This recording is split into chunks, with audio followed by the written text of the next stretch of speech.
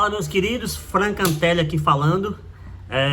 Tô muito feliz aqui, tô começando um projeto, um movimento aqui, o SEAT, da comunidade Hope, e a ideia nesse início aqui é ler a palavra, pedir a ajuda do Espírito Santo aqui para a gente ler a palavra, e a gente vai começar no livro de João, vamos ler o livro de João de maneira bem simples, de maneira bem objetiva, e pedindo a Deus que Ele nos ajude, nos dê entendimento para a gente compartilhar essa palavra. Então abra sua Bíblia comigo aí, pega caneta e papel, tenho certeza que você vai ser bem edificado, porque eu já li isso aqui várias vezes e cada vez que eu leio eu sou mais edificado ainda.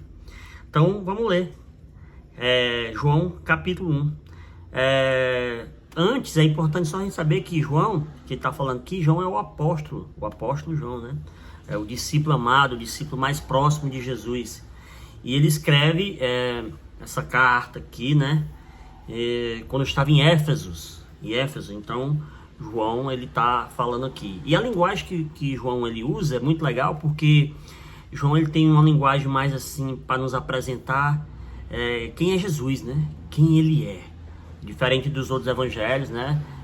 Mateus, Marcos e Lucas, mais o que ele fez, o que ele disse, e já João não, é mais algo mais interno, os outros é algo mais externo. Então vamos ler aqui. No princípio era aquele que é a palavra, ele estava com Deus, ele era Deus. Aqui eu já paro porque em algumas bíblias pode ter a palavra, aqui na minha tem a palavra, mas na sua pode ter o verbo, né? Que pode ter outra palavra aí. Mas isso aqui no original é logos, né? O logos é a razão, o princípio, o porquê, né? Então assim, no princípio ele é aquele que explica tudo. É isso que quer dizer a palavra, né? Como nós temos qual é a razão da vida, a biologia, a razão de explicar a mente, a psicologia, de explicar as relações sociais, a sociologia, né? E por aí vai, né? Então esse logos aqui é disso, do porquê, a razão.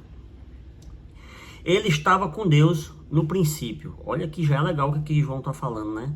Porque lá em Mateus, ele apresenta Jesus assim, que começa lá em Abraão.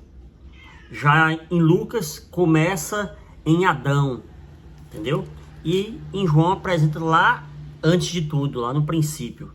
Muito legal essa parte. Todas as coisas foram feitas por intermédio dele. Sem ele, nada do que existe teria sido feito. Nele estava a vida, e esta era a luz dos homens. A luz brilha nas trevas, e as trevas não derrotaram. Que lindo, hein?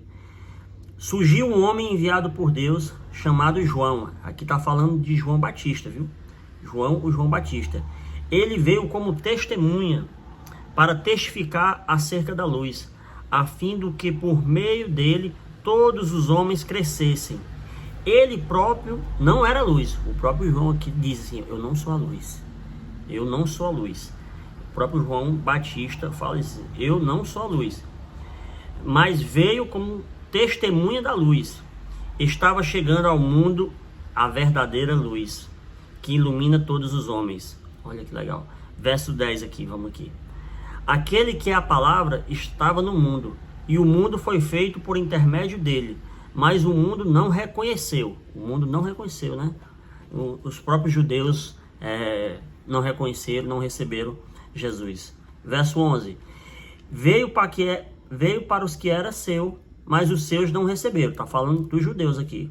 Contudo, aos que receberam, aos que creram em seu nome, deu-lhes o direito de se tornarem filhos de Deus. Aqui a gente tem que parar um pouco para entender essa parte aqui que é muito legal, né? Ele fala claramente aqui que os judeus não receberam Jesus, mas aquele que crê, e aqui é interessante porque a palavra crer aparece 98 vezes no Evangelho de João. João fala muito sobre isso, crer. E crer o quê? É confiar. Aquele que confia no Senhor, tem esperança no Senhor, é chamado de filho de Deus, né? Então João Batista veio testificar essa verdade aí.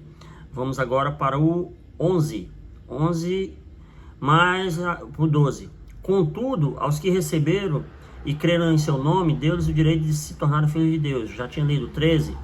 Os quais não nasceram por descendência natural, nem pela vontade da carne e nem pela vontade de algum homem, mas nasceram de Deus. Nossa, a pessoa quando crê no Senhor Jesus, nasce novamente, tem uma nova vida e passa a ser chamado filho de Deus, nasce de novo. 14. Aquele que é a palavra tornou-se carne e viveu entre nós. Vimos a sua glória, a glória do unigênito, vindo do Pai, o único, né? Unigênito do único, vindo do Pai, cheio de graça e de verdade. Essa parte aqui de único, unigênito, a gente até às vezes, eu gosto de futebol, as pessoas falam, né? O Pelé é único, não vai nascer outro Pelé. Na Argentina, não vai nascer outro Maradona, e por aí vai, né?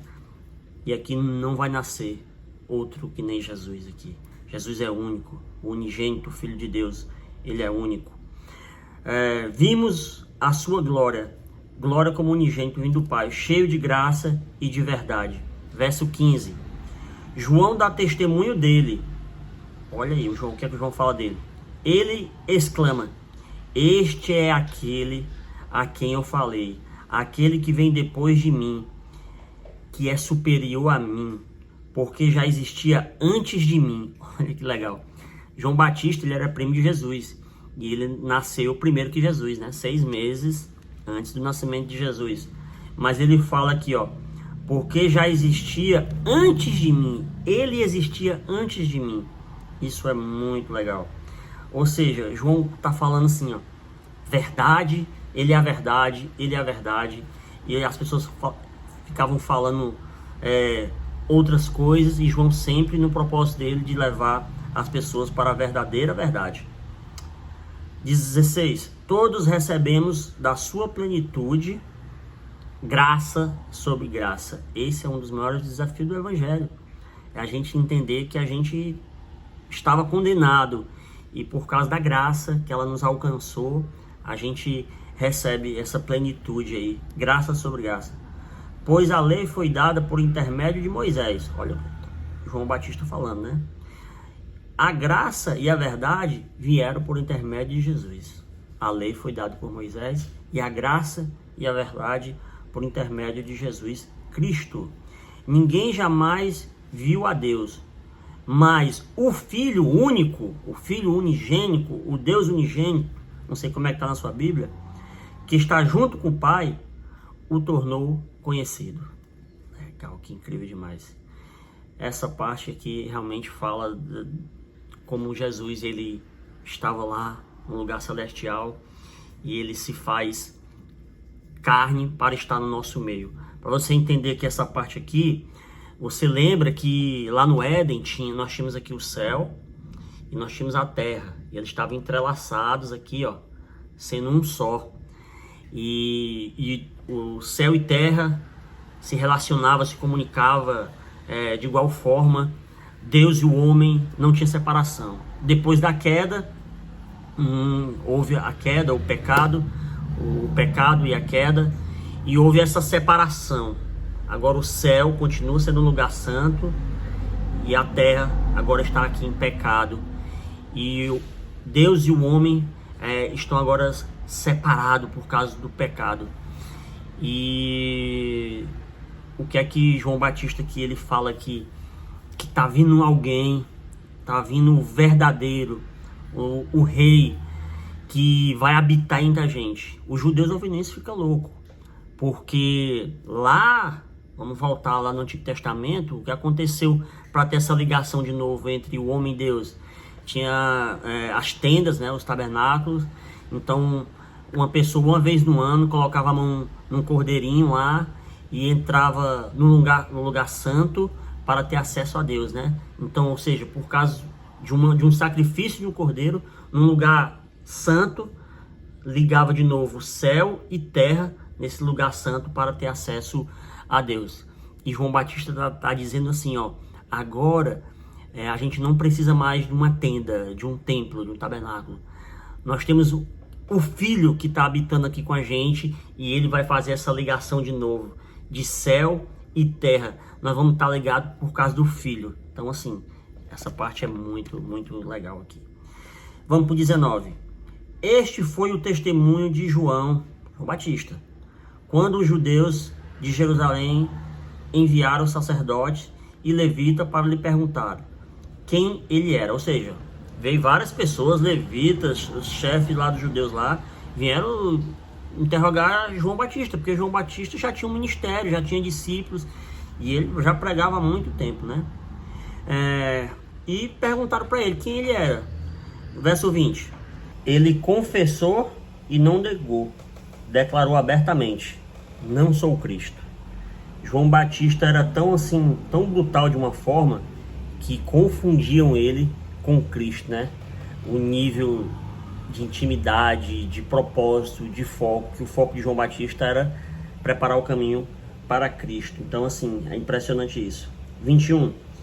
E perguntaram-lhe: então, quem é você? É Elias? E ele disse: não sou Elias. É um profeta? E ele respondeu: não sou um profeta. E finalmente perguntaram: quem é você? Dê-nos uma resposta para que a levemos àqueles que nos enviaram.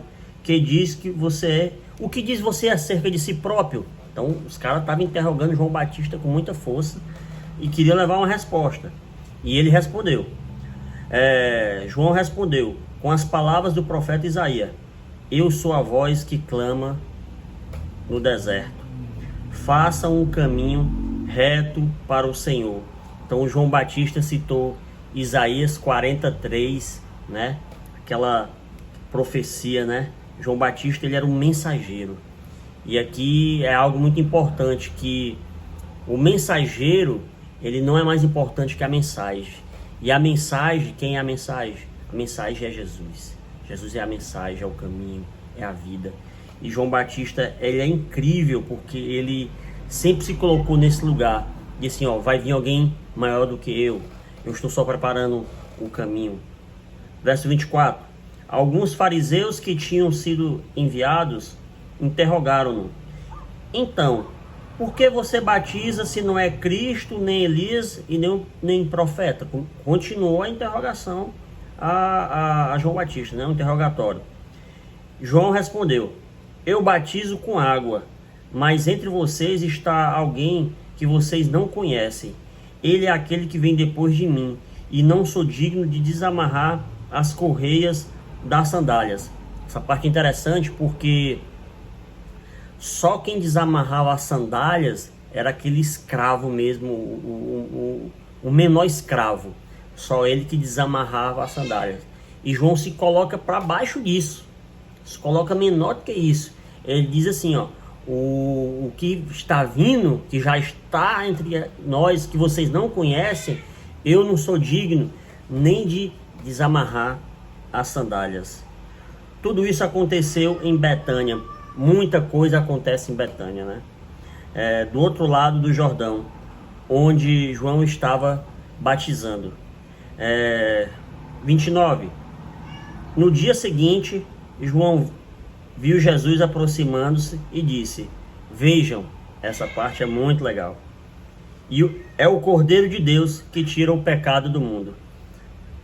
Este é aquele a quem eu me referi quando disse: vem depois de mim um homem que é superior a mim, porque já existia antes de mim.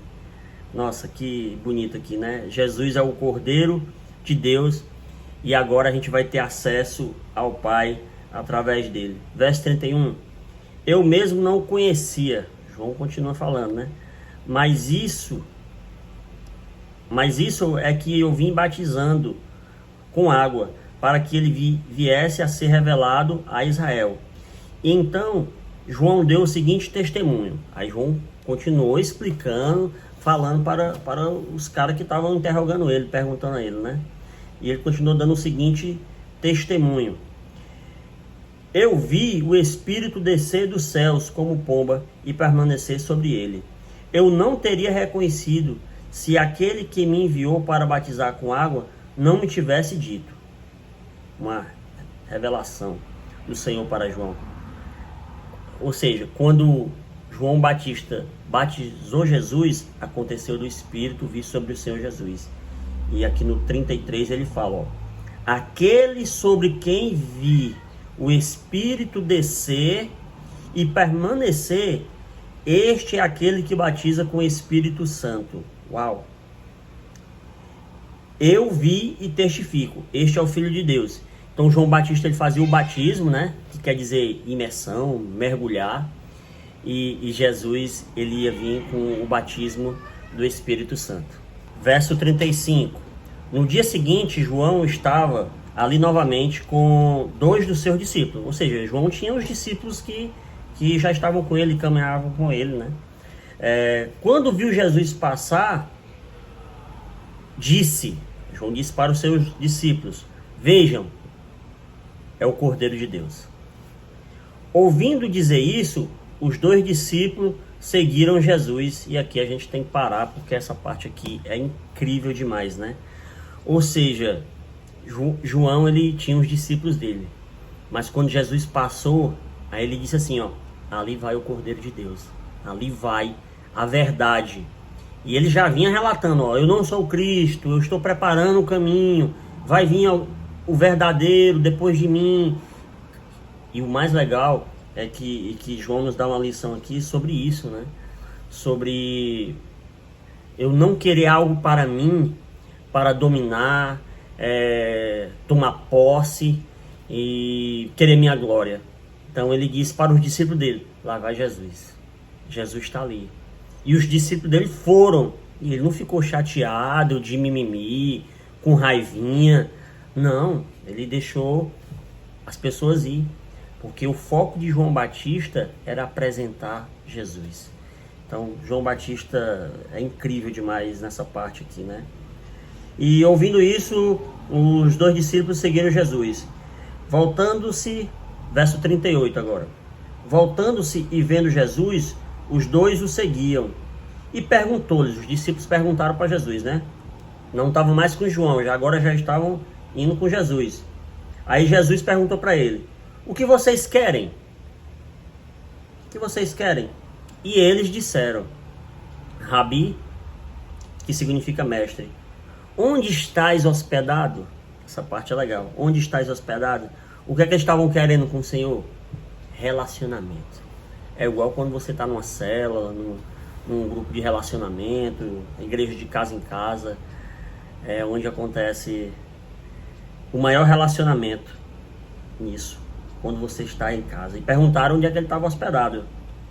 E Jesus respondeu: venham e verão. E eles foram por volta das 4 horas da tarde e viram onde ele estava hospedado e passaram aquele dia com ele. Quando você encontra Jesus, ele revela a nossa verdadeira identidade.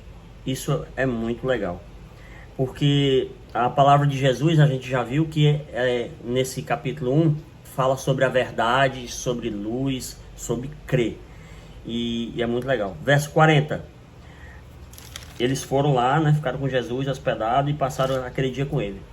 Aí no verso 40, André, irmão de Simão Pedro, era um dos 2 discípulos, um dos 2 que tinham ouvido o que João dissera e que haviam seguido Jesus. O primeiro que ele encontrou foi Simão, seu irmão, e lhe disse: achamos o Messias, isso é, o Cristo, e levou a Jesus. Ou seja, guarda essa parte aqui que é legal, né? Porque quando você encontra o Senhor Jesus, você segue ele. E eu fico me perguntando, esses caras largavam tudo e seguia Jesus. Eu ficava sem entender, né?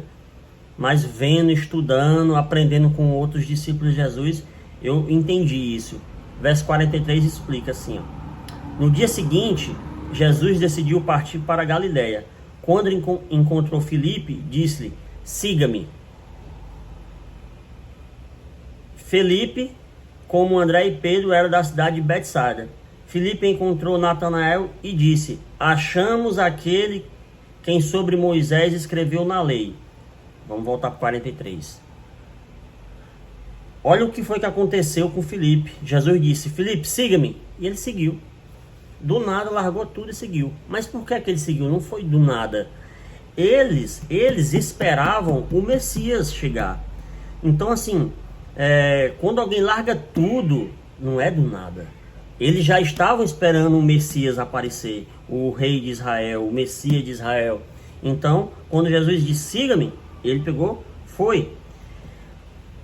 Continuando, 45, 46. E perguntou a Natanael. 45. Felipe encontrou Natanael e lhe disse, achamos aquele sobre quem Moisés escreveu na lei, e a respeito de quem os profetas também escreveram, Jesus de Nazaré, o filho de José. E perguntou Natanael, Nazaré? Pode vir alguma coisa boa de lá?